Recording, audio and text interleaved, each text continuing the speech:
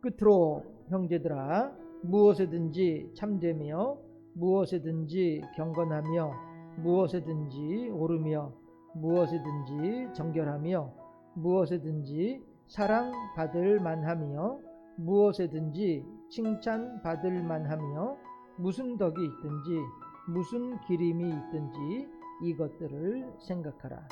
너희는 내게 배우고 받고 듣고 본 바를 행하라. 그리하면 평강의 하나님이 너희와 함께 계시리라. 아멘. 오늘 설교 제목이 뭡니까? 주보에 보면은 설교 제목이 뭡니까? 크리스찬이라면 이렇게 하는 거죠. 예, 마땅히 해야 되는 것이죠. 기독교인이라면 마땅히 이렇게 해야 된다 하는 것입니다. 그런데요, 이게 실은 제가 여러분들한테 이런 제목으로 말씀드리고 싶어요. 잔소리.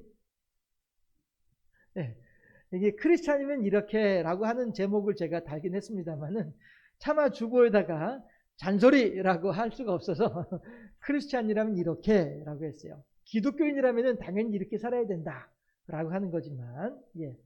여러분 한번 생각을 해보세요. 여러분들의 자녀들한테 혹은 여러분들한테 손자들한테 손자 손녀들한테 할머니로서 할아버지로서 잔소리들 많이 하시잖아. 그죠? 네. 그런데 과연 그 잔소리를 얼마만큼이나 귀담아 듣는 것 같아요? 내가 10가지의 말을 하면 아이들이 자녀들이 알았어 엄마 알았어 아빠 뭐 이렇게 하지만 혹은 할아버지 할머니 하면서 알았다고 하지만 과연 그 아이들이 알았어요 걱정하지 마세요 하고 난 뒤에 내가 10가지 말한 거를 돌아서면서 몇 가지나 마음에 새겨두고 있을 것 같으세요? 어떠세요 여러분들? 그건 모르는 거 아니잖아 여러분들이. 그쵸? 예, 모르는 거 아니잖아. 그런데 또 만나면 어떻게 돼요? 또다시 그 말이 나가죠. 왜 그래요? 어디 요놈아 네가 내 말을 듣나 내가 너한테 지나 두고 보자 이러고서 덤벼드는 거예요. 그래서 할머니로서의 할머니의 권위를 가지고 아이들한테 잔소리를 하면서 이 녀석들아 내 말을 들어야 돼 놈들아 이렇게 하고 있는 건가요? 그건 아니잖아요. 다만 사랑이죠. 사랑을 표현을 할 때 그렇게 표현을 하죠. 예. 관심을 그렇게 표현을 하는 거죠. 나는 너에게 관심이 있어. 나는 너를 사랑해. 그리고 나는 나의 말이 너에게 접수됐으면 수용됐으면 좋겠어. 다시 말하면 이게 수용됐다라고 표현을 하니까 어떨지 모르겠는데 너희들이 내 말을 들으면 좋겠어. 이런 의미가 있는 거죠. 자꾸 잔소리를 하는 이유는 이 녀석들이 귀담아 듣지 않는 걸 알면서도 불구하고 잔소리를 하는 이유는 왜 그래요? 양기가 입으로 올라와서 그래요? 물론 그런 것도 있을 수 있겠지만 그보다 더 중요한 거는 내 말이 너희들한테 와 닿았으면 좋겠어. 너희가 내 말을 들으면 좋겠어. 다시 말하면 나는 너의 할아버지고 나는 너의 할머니야. 나는 너의 아버지고 나는 너의 엄마야. 이 사실을 너희들이 좀 인정해주면 좋겠어.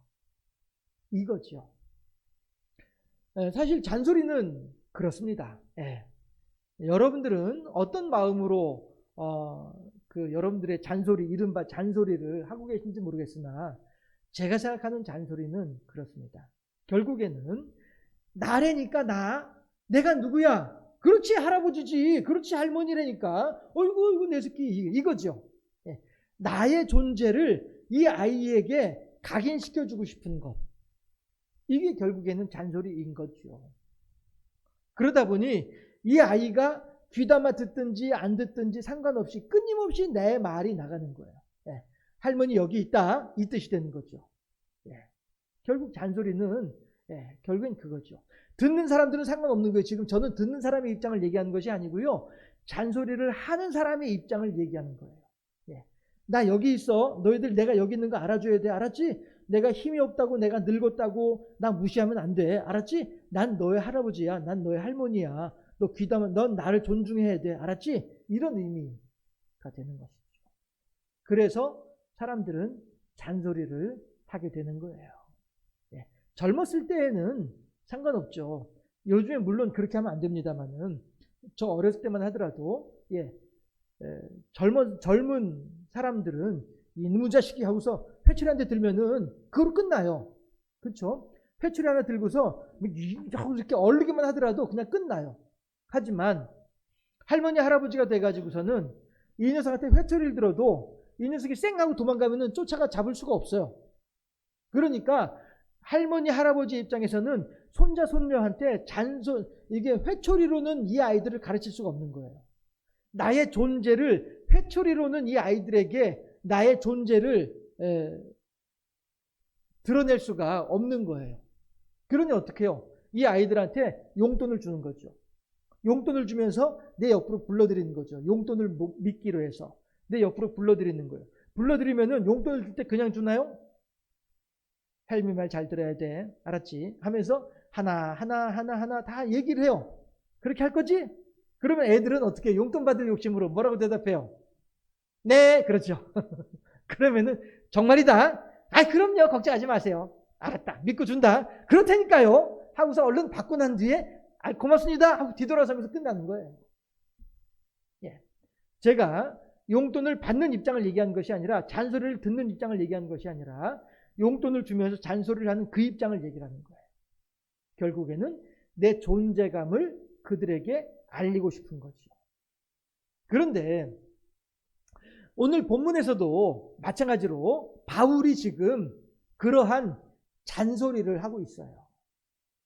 그런 잔소리를 해서 8절을 보면은 뭐라고요? 끝으로 형제들아 하죠. 예, 끝으로 형제들아 하는 말은 내가 마지막으로 하는 말인데 이거죠. 할머니 할아버지 잔소리가 쭉 나가다가 그러니까 할머니가 하는 말은 이거야 알았지? 라고 하면서 한 번 더 시작하잖아요. 정리해서 요약해서 그렇죠? 예, 지금 바울이 그렇게 하고 있어요. 형제들아 라고 하는 말은 제가 수요일마다 그런 말씀 드리죠. 이 당시에 사람들은요 20살 이하의 사람들 60살 이상의 사람들은 사람 숫자에 넣지 않았어요. 또 여자들은 나이에 상관없이 여자들은 사람 숫자에 넣지 않았어요. 그러다 보니 끝으로 형제들아 라고 하는 말은 그 당시에 예수 믿는 사람들 빌립보에 살고 있는 빌립보 교인들을 이야기하고 있습니다만은 여기서 형제들아 라고 하면은 그러면 남자들한테만 하는 말이네 그런 의미로 해석하면은 이게 좀 약간 잘못된 해석이 되는 거예요. 그 당시에는 사람들이 말을 할 때 그렇게 말을 해왔었으니까 바울도 그 풍습을 따라서 그 이른바 관행을 따라서 형제들아 라고 표현을 하고 있으나 실은 모든 예수 믿는 사람들 빌립보의 모든 교인들이요 이런 의미로 받아들여야 이것이 올바른 성경 해석이다 라고 하는 사실이고요. 해서 끝으로 형제들아 라고 하게 되면은 빌립보 교인들이요 내가 마지막으로 여러분들에게 당부하노니 하는 거예요. 1장부터 3장까지 쭉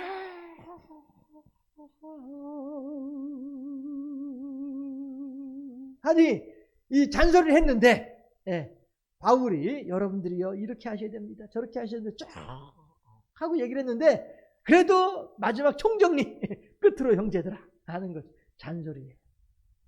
그러면서 잔소리의 내용이 뭔지 한번 보십시다. 할머니 할아버지의 잔소리는 자조심해라 공부 열심히 해라 어머니 말씀 잘 들어라 친구들하고 사이좋게 지내라 이런 것들이죠.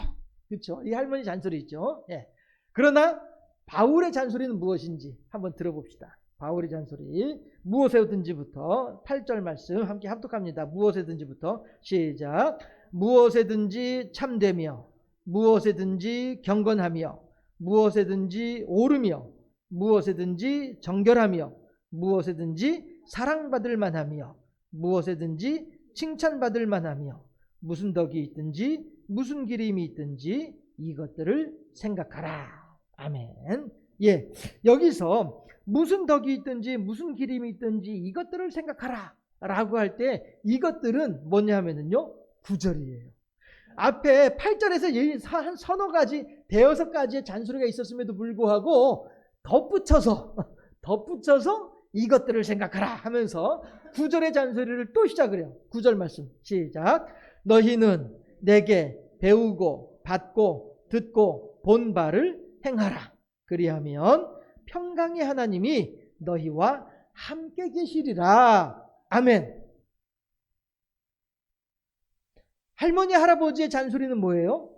할머니 할아버지 말 잘 들어야 되는 거야. 알았지? 하고서 용돈 주는 게 할머니 할아버지의 잔소리예요. 그러나 사도 바울의 잔소리는 뭐로 끝나요? 9절 마지막 그리하면부터예요. 다시 한 번 더 그리하면부터 읽어보도록 할게요. 그리하면부터 시작. 그리하면 평강의 하나님이 너희와 함께 계시리라. 할렐루야. 여러분들, 할머니 할아버지의 잔소리는 그냥 잔소리로 끝이 나요. 그러나 사도 바울의 잔소리는 하나님과의 관계를 더욱더 돈독하게 만들어 주어요. 다시 말해서 할머니 할아버지의 잔소리는 할머니 할아버지를 드러내고 있어요. 그러나 사도 바울의 잔소리는 하나님의 평강을 사람들에게 드러내고 있어요. 이 차이죠. 할머니 할아버지의 잔소리는 용돈으로 남아요. 할머니 할아버지의 잔소리는 용돈으로 남아요. 그런데 사도 바울의 잔소리는 하나님의 평강으로 남는다 하는 것이죠.